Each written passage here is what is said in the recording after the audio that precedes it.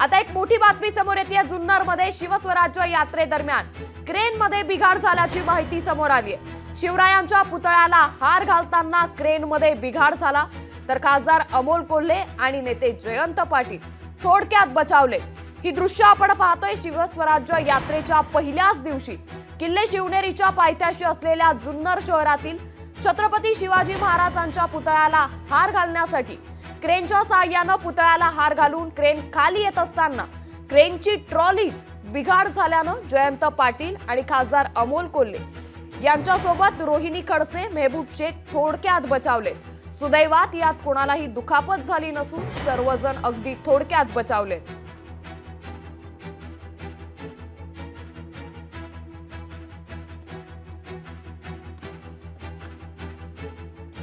तरी मोठी बातमी आता समोर येते।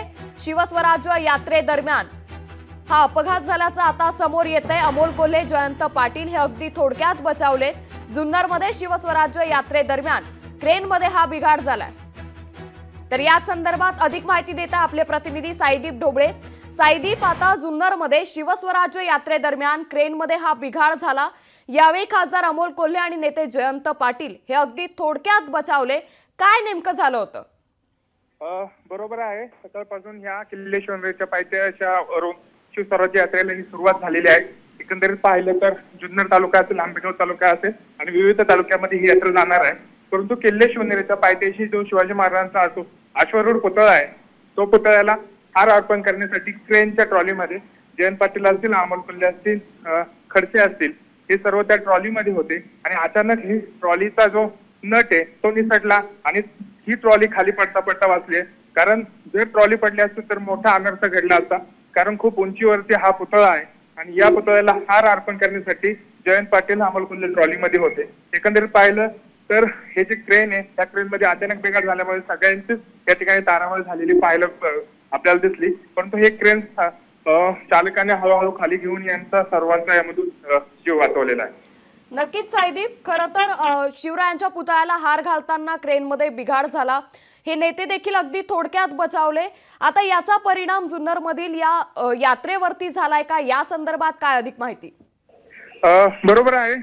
असंख्य नागरिक या यात्रेमध्ये सहभागी झाले होते, परंतु एकंदरीत पाहिलं तर जी सभास्थळ आहे त्या सभास्थळावरती देखील नागरिकांची कमी गर्दी पाहायला मिळते। आज एकंदरीत पाहिलं तर नागपंचमीचा सण राज्यामध्ये होतोय आणि दुसरीकडे ही यात्रा सुरू होते।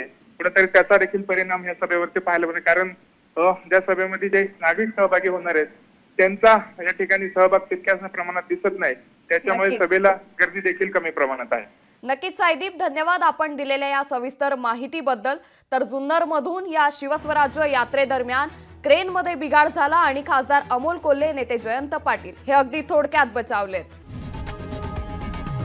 लोकशाही मराठी ऐका, पहा, जागरूक रहा।